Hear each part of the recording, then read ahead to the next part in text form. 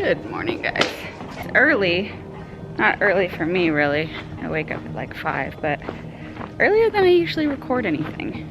But I've got to do a bit of work stuff today, so the vlog's gonna be a bit of a smattering of things that I do throughout the day. You're pretty girl. Oh, you're already gonna be rude, aren't you?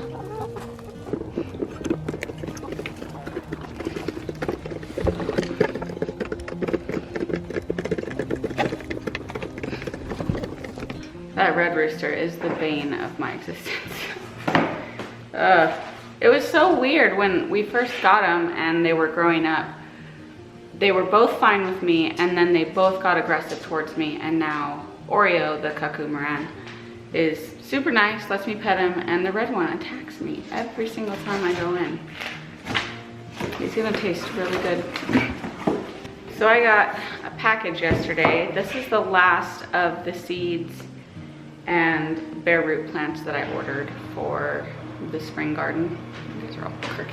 And I'm a little disappointed with the timing on when it was shipped. I think our last frost is actually tomorrow night. It's supposed to get down to 33, but then the 10-day forecast after that, the lows are all in the 50s. So I'm pretty sure this week is our last frost, which is a little late for me to be planting these guys out. So these are bare root goji berries, and I ordered 3 of them. And when this isn't an unboxing, I opened it up yesterday. I was excited to get them. But when I got them, the sawdust in here wasn't as moist as they usually are when they're shipped. So I added a teensy bit of water just to keep it moist overnight. When you receive bare root plants in the mail, you really do want to plant them immediately. And then you want to soak them 30 minutes, an hour or 2 prior to planting them, just to rehydrate the roots. I didn't stick them in water because you don't really want them soaking for like 24 hours, because I'm not going to get these planted until this evening. I have some work to do today. But goji berries are also commonly known as wolfberry, and they're a bit more of a heat tolerant berry to plant in the Southwest than your other common berries like blueberries and raspberries and things like that. So I'm actually pretty excited to try these and see how they turn out in my garden. They're pretty hardy, and I'm just gonna put them straight in the in-ground garden on the north fence, and then they'll spread from there if they live, hopefully. So I'm glad those arrived. I'm a little disappointed at how long it took. I ordered them back in January. And then I also got 2 packages of seeds.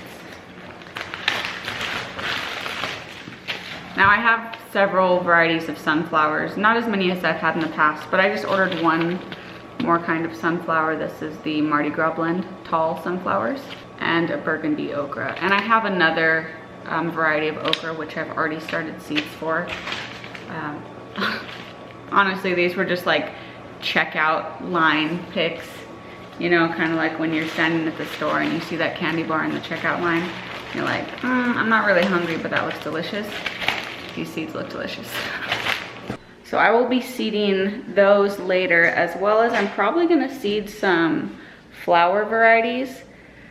I've decided I want to try zinnias in the front landscaping as well.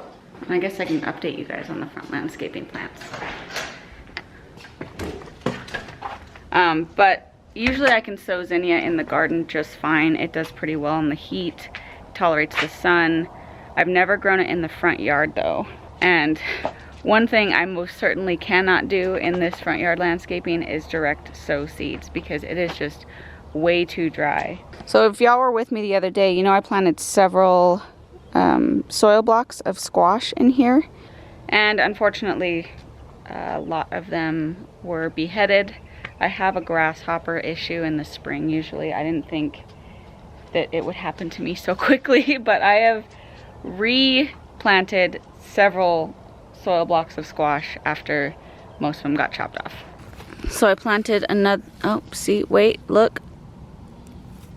So, oh man, this one got beheaded. Look. Oh man. And it's only, you know what, it's only specific plants in specific holes. So I wonder if there's like a pest living exactly where I planted these, because I just planted them in the same hole. And then the other squash that have stayed since I first planted them never got damaged. So I might just have to move my location and that might fix it, because I've replanted like 5 different squash plants and they just all keep dying. Oh wait, no, this one looks like he might be dead. Yep, this one was the little lived. I don't know what to do about this. I don't know who is doing this. Who is just chopping off its head and then not eating any of the seedling? Like, at least if they're going to kill my plant, they can eat it for sustenance. It might make me feel a little bit better about it, and I don't understand. I don't know what to do, guys. I guess I could cover them. I'm just lazy. I'm a lazy gardener. And I plant extras for this reason, but they just keep coming back. This one, right next to the front window, is the only one who has remained alive the entire time. And yesterday over here, I planted another one, and it looks like it's doing okay. I actually threw some ice plant in here to maybe put some different green and throw off the bugs. I don't know if it worked. They're not dead today, so that's good. I'm just really hesitant to keep planting these out if they're going to keep dying. And I can't really wait until they're large enough to not be affected by pest damage, because they are in those soil blocks and they need to be planted out. So my front yard landscaping has not survived the transplant, but not because of the weather or my doing, because of some horrible pest that keeps cutting it off. I should just stop being lazy and buy some fabric cover for those seedlings while they're still young. It would cost me almost nothing. Good morning, little nuggets. Hi, guys. So these guys have been doing awesome. I have not had any more losses. They are growing phenomenally. And, oh, calm down. They're actually about 2 weeks old now. And look at their flight feathers. They're so cute. And little warm and fuzzies. Hello. So I need to clean their coop out today. They should only be in here for about 1 more week, especially if the last frost is tomorrow night. And then the rest of the week, the nights are in the 50s. That sounds like they'll be going out next week for sure, right when I had scheduled them to go out. Now this coop is pretty dirty, and what I've been doing to cut down on waste and cut down on smell without having to clean the coop every day and use like 5 bags of sawdust is what I'll do is just layer sawdust over and over again, like a deep litter method. Every morning I'll drizzle sawdust over the top, and that's been working. It's been keeping them clean, keeping the coop clean, and then just once a week when it's just too much or the bedding's getting too high, I scoop it out, take that to the compost, and then redo the whole thing. Are you guys ready?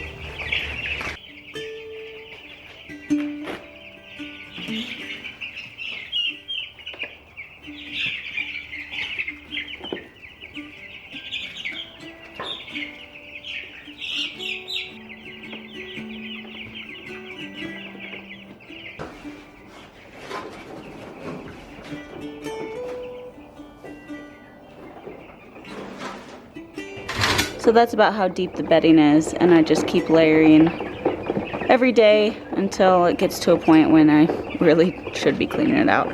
And with 35 meat birds, exactly 35, about a week is what it looks like we're at. This is an almost 4x4 little chick brooder. I think that if I had more meat birds than 35, they wouldn't fit. They are getting kind of large. But like I said, they'll be going out next week. I'm not worried about it. That is something to think about if I'm gonna have more in the future though.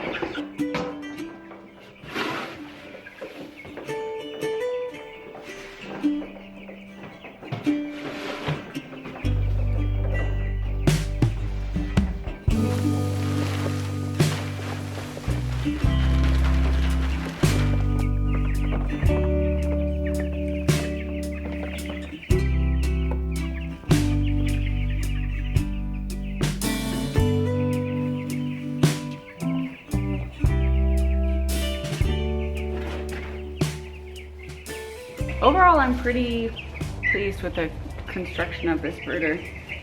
Chase, I have a previous video on it, but Chase made this brooder for me out of spare plywood we had lying around, so it was completely free, including the bottom, which is another piece of plywood. And then I was gonna make a fancy top with wood edges and screen over it, but I got lazy.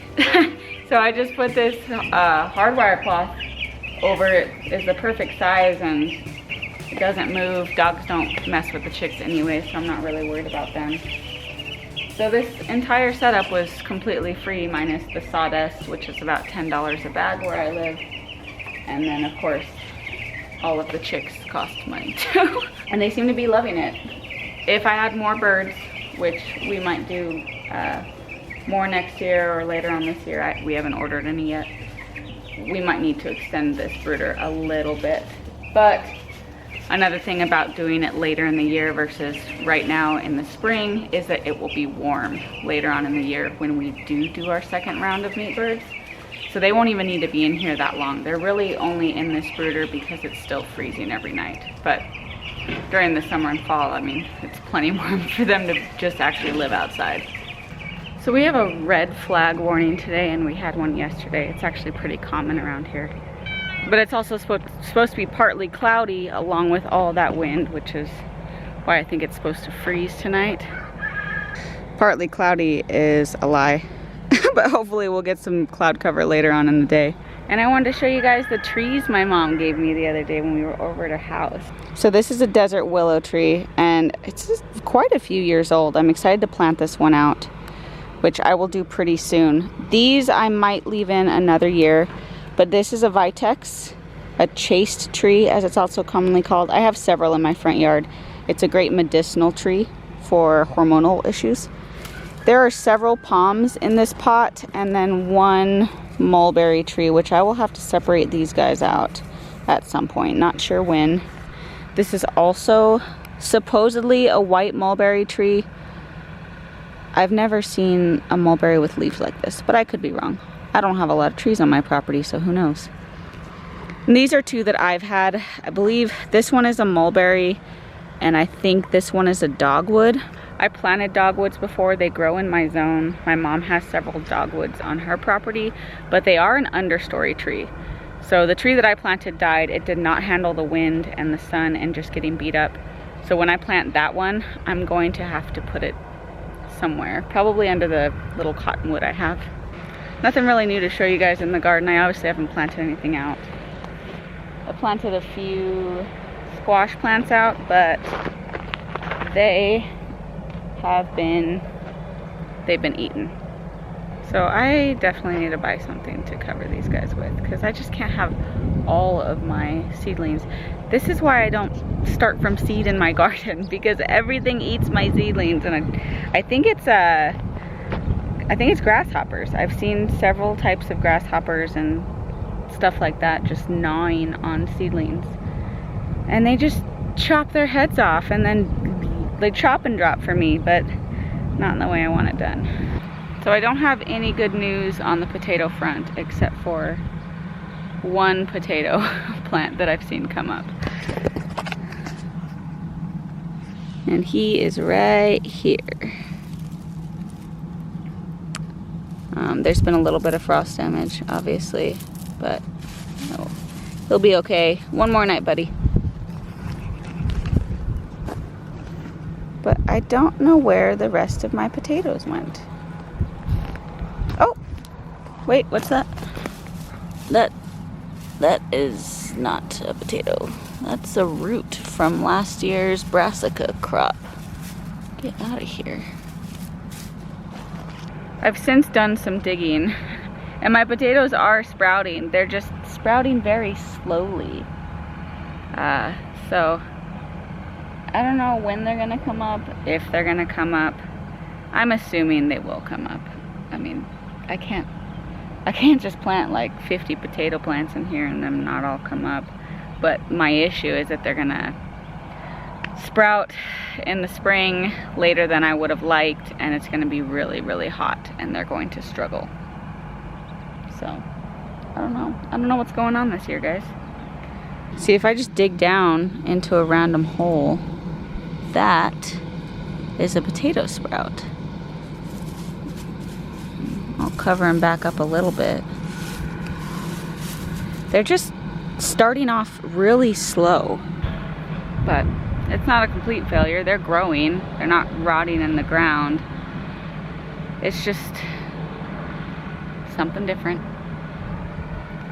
You know what else is different? I have tons of volunteers this year in my in-ground garden, and I have no idea what they are. I did plant squash in this area last year. I don't remember leaving any bad fruit. I fed everything to the chickens. But these might all be those sunflowers that I planted last year, which would be cool, but they are everywhere. Let me show you. I've got one here, two here. Those don't look like sunflowers necessarily. They look like a squash or cucumber or something. Here, here, here, here. That is a catnip plant that appears to be getting eaten by a cat. I think one of my cats is getting in the garden every night and just having a ball over here. Look at where all this is like dug out from them laying down and eating, basically grazing on this catnip. It's annoying, but it's also a little cute. I'm not worried about that catnip plant. I have this giant beast right here that I harvest plenty from. I really don't want them in here though, ruining my beds. So I'm gonna head inside, guys. I have to go into the office, do some work. I'll be back later, and I think I'm gonna start flower seeds. Hell, I might start some more squash seeds because they're all getting eaten. But I might seed the flower seeds on a separate video. I think I got a little carried away with the garden walk, so it might be a little too long to do both that and flower seeds, but we'll see. Thank you for joining me if this is the last time you see me today.